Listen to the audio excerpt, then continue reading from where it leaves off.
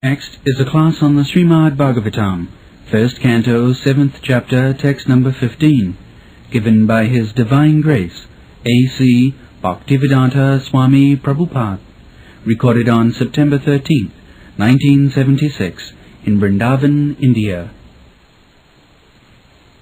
Mata Susudunang Nidhanam Sutana Nishamma Ghoram Paritapumara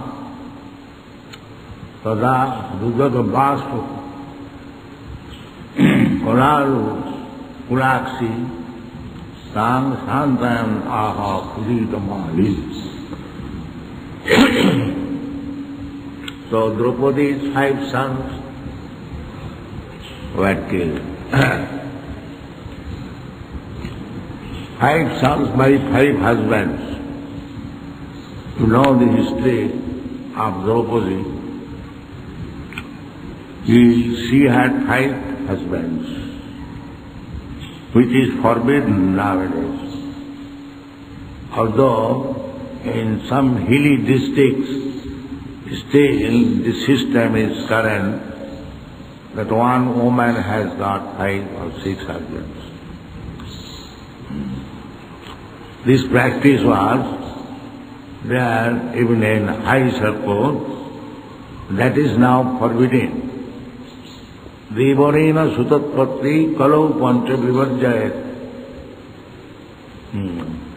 Don't try to imitate Draupadi. That is not allowed in this age.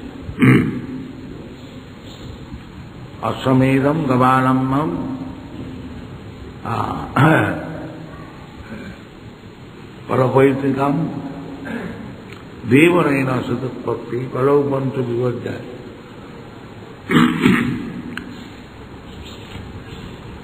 So when Draupadi was gained by Arjuna, the 5 Pandavas were in the forest, incognito. So when they came to their mother in jubilation, they exclaimed, "Mother, we have got a very nice jewel." So mother said, "All right, my dear sons, enjoy it for all of you 5. So on the order of mother, they accepted Draupadi as a common wife. But that does not mean she had many sons, only 5 sons.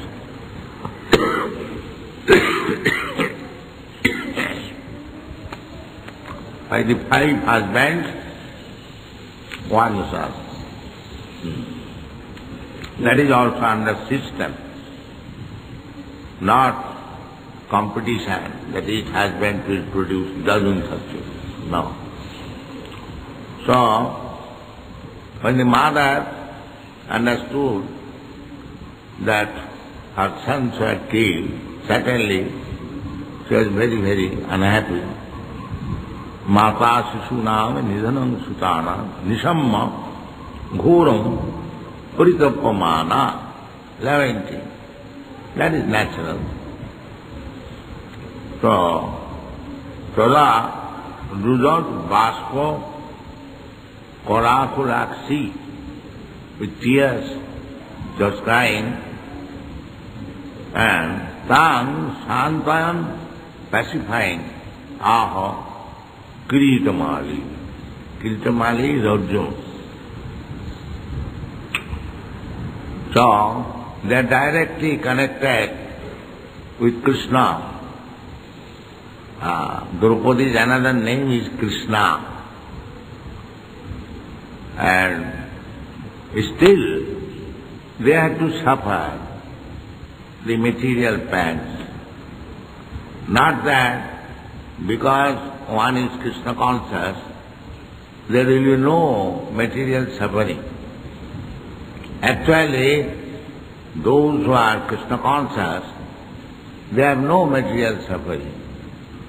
Although it appears that they are suffering. they are not suffering. They can accept any so-called suffering and accept it as mercy of Krishna. They never take it as suffering. Tattenu kampa susamiksamana bhunjana evatmakritam vipa. A devotee, when he is in suffering, so-called suffering, he accepts it as the mercy of Krishna. Tattenu kampa. And he rather thanks Krishna that I had to suffer many more times, but you have minimized it, giving me little suffering. So it is your mercy. And if anyone lives on that attitude, everything taken as Krishna's mercy, then he is guaranteed to go back home, back to God. Mukti padesha dayabha. Dayabha means he is going back to home, back to Godhead, is exactly like the inheritance of property by the son. Mukti padesha dayabha. So we should learn from the Pandavas that Krishna was always present with them. Still they had to suffer so much material tribulations. So they were never unhappy. Neither they requested Krishna that, my dear friend Krishna, you are always with us. Still we had to suffer. Never expressed that. That is pure devotion. Never try to take any benefit from Krishna. Simply try to give benefit to Krishna. Do not take any benefit from Krishna. This is pure devotion. Perhaps you know that once upon a time Rupa Goswami desired that if I would get some nice foodstuff, I would have invited Sanatana Goswami and cook some nice food. He desired like. They were living Vrindavan here and there under the shade of a tree. They had no stock, nothing. So one very beautiful girl came and offered rice, dal, ghee. She said, Baba, we have got some festival. In this country, they address saintly person as Baba. So she offered so many things, and he immediately invited Sanatana Goswami. They are living separately. And Rupa Goswami was a very good cook also. So he prepared very nice preparation and offered to Sanatana Goswami prasadam. So Sanatana Goswami astonishingly inquired, where you got all these nice things in this forest? So he told the whole story that in the morning I desired just a few little time. One very beautiful girl came and offered these ingredients. So after hearing the description of the beautiful girl, Sanatana Goswami could understand that she was Radharani. So immediately he chastised Rupa Goswami that you have taken service from Radharani. This is not good. We are trying to give service to Radharani and you have taken service from Radharani. So this is Vaishnava consideration. They are firmly determined not to bother Krishna with anything, simply to serve. Anukulyena Krishnanasana. Similarly, Krishna also finds opportunity for to serve his devotee. This is the reciprocation. The devotee wants to serve Krishna without any return, and Krishna also wants to serve devotee whenever there is opportunity. This is the transaction of love, not to take anything in return. Aslisama padalatan pinastama manmahatan karodva adarsana yatha tatha va vidadhaturam pata mat pranana. This is Chaitanya Mahaprabhu's teaching that from Krishna's side he may do whatever he likes. That is full surrender. Still he is my master. He is nobody else. He is still my worshipable master. Bhaktivinoda Thakur has sung, Manasa deha geha jo kichu moro otpino tuva pade Nanda Kishore. Nanda Kishore is Krishna. So, this is full surrender. My dear Nanda Kishore, whatever I have got, now I am offering everything to you. Oh, what I have got? Manasa deho geho. I have got my body, I have got my mind, and a so-called home, or a wife, or a few children, what I have got. So everything is offered to you. Manasa deho geho jo kichu mora. This is full surrender. Now he says, Maravi Rakhavi Jai Chatuha. I am surrendering to you everything. Now, if you like, you can save me, or if you like, you can kill me. This is full surrender. So these Pandavas are the best example, and better than the Pandavas, there are other devotees, and the topmost surrendered devotee are the gopis. There is no more higher exalted devotees than the gopis. Therefore, Chaitanya Mahaprabhu recommended that the gopis Rammakachit upasana brajabadhu varga bhijakul. There is no better type of worshipping Krishna than the method by which gopis worship Krishna. Their love was so intense that they did not care for any family, any honor, or any prestige, nothing. That is the highest, topmost loving state of Krishna. And Krishna also loved the gopis so much so that Krishna asked them that you cannot expect any return from me for your ecstatic love. I cannot. It is beyond my power. So, they purchased Krishna, and the topmost gopi is Radha. So we should not consider these gopis' dealings with Krishna as ordinary material dealings. It is not that. Ananda chinmaya rasa pratibhavita sabhidya eva nijurupataya. The gopis are expansion of Krishna's pleasure potential. That is described by Srila Jiva Goswami. Radha Krishna pranaya vikiti alladini shakti asma. Alladini shakti. Krishna has got the pleasure potential.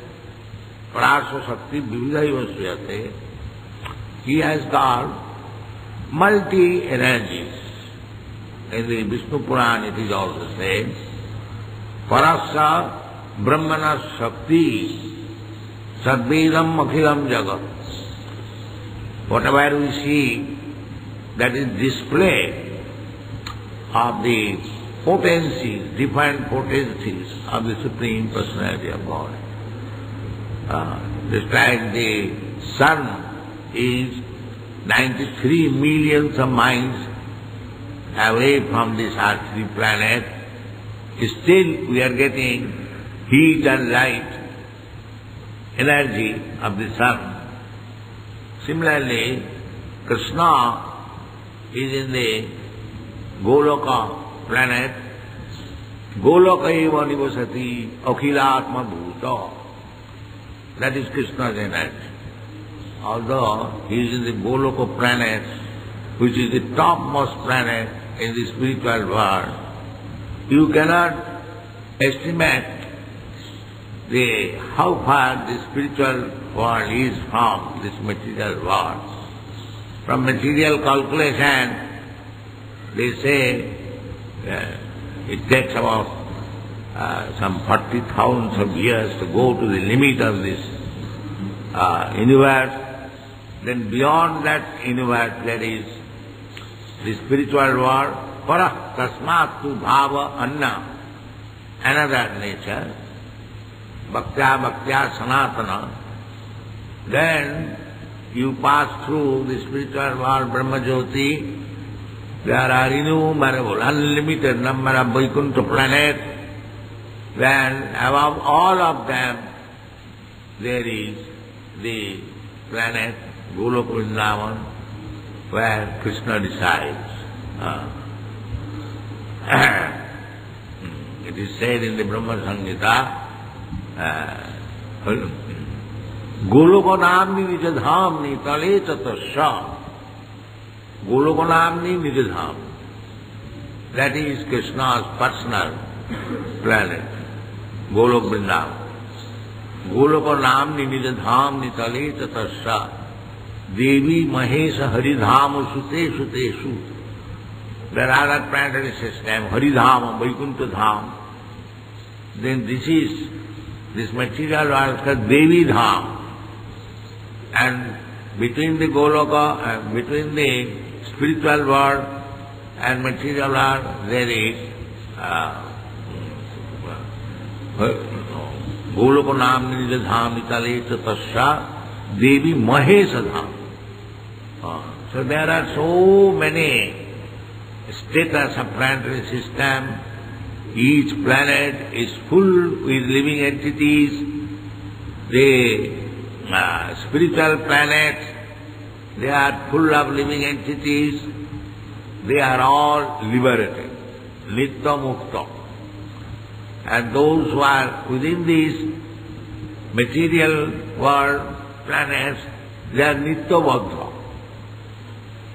Nitya baddha, nitya mukta. There are two kinds of living entities. The nitya baddhas are only few. But the nitya muktas are many, many. This material world is only 1/4 energy of the creation. The 3/4 energy is in the spiritual world. And here, in the 1/4 energy, there are innumerable universes. And each universe is full with different types of planets. And each planet is full of living entities. But these rascals, they say, there is no living entity, it is sand and rock. This is not the fact. You have to understand from the Vedic literature about the planets, which planet is existing, where is spiritual world, where is material world. All informations are there.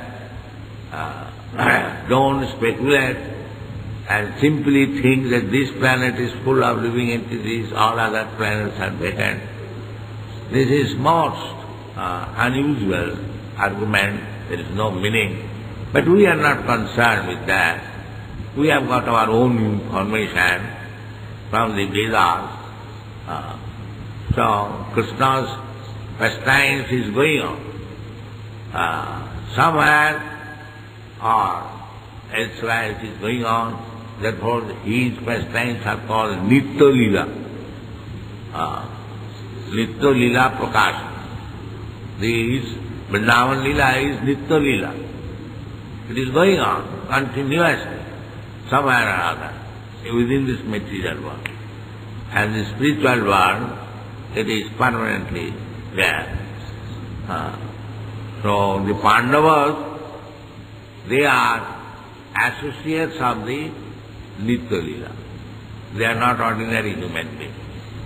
Wherever there is Krishna Lila, they go. Therefore Arjuna asked Krishna that how can I believe that you, first of all, many millions of years ago, you spoke this philosophy to the sun god. Krishna replied, Bahuni me janmani, what is that verse? Bahuni me vitikani janmani tapacāya.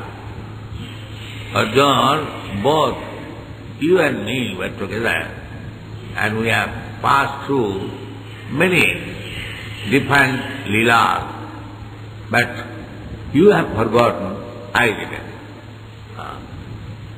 That is the difference between God and the living entity. They cannot be equal. We forget, the Mayavadis philosophers, they put this argument that because we have forgotten, now in Maya we have forgotten that we are God. So what kind of God he is if he forgets? God never says, I have forgotten. Krishna says, Vedaham samiti nadi. I know past, present, future. So where is the question of forgetting? If somebody forgets, that God is different from the God who does not forget. Therefore you have to accept two. You immediately have to accept Dvaitava.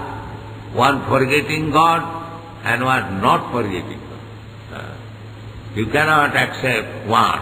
That is not possible. And that is the fact. Just like Krishna said, that I remember when I spoke to sun god, you have forgotten. So there are two. Similarly, Krishna's another name is Achyuta. He never falls down from his position. And if we fall down from the position, that we are not on the same level. We may have some power, and we can claim that I am God. That we can claim, but not that God, like Krishna. Therefore, two words are there. Ishvara, Parameshwara. The Brahma Samhita, therefore it is described that Ishvara there may be many, but not Parameshwara. Parameshwara is one. Ishvara, Parama, Krishna. So these Mayavadis, they forget this, that Ishvara, Parameshwara, there are two words. Atma and Paramatma, there are two words. So, they are not equal. And Krishna says, Matta Parataram Nanya. He is the supermost, Ishvara. Nitya Nityanam Chetana Chetananam. Although both of us are Nitya, eternal, and living entities, still there is difference.